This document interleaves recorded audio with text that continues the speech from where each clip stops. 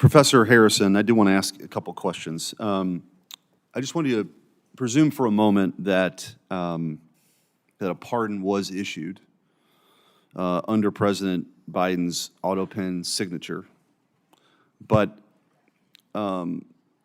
issued without his direction. It comes to light that that he actually didn't direct it. A member of his staff used the auto pen for a pardon. What recourse is available under those circumstances? Well, Senator, I think there would be two questions. The first has to do with whether, and I can't answer it other than to identify the question, which is to say sometimes documents that are properly authenticated are treated as having been validly issued even when they're not. That can happen. There are legal rules that produce that result, and I don't think there is such a rule about a pardon, but I would have to inquire into that again because there are such rules.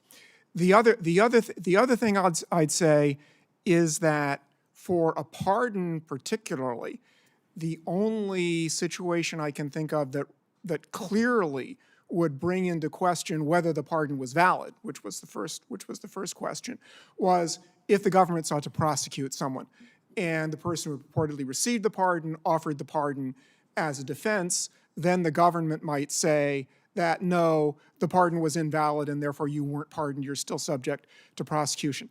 There might be some other way for a question like that about a pardon to come up. I can't think of another, but that's the one I can think of. So from your perspective, let's just say that if there isn't any other legal recourse other than the one that you sort of brought up, what advice would you give to this committee or this Congress or this Senate to address that? What remedies could the legislative branch enact?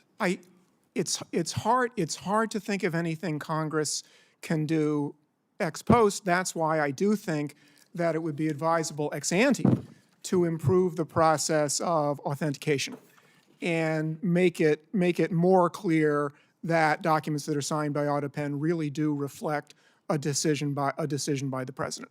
That done in advance will make whatever the authentication system is more reliable.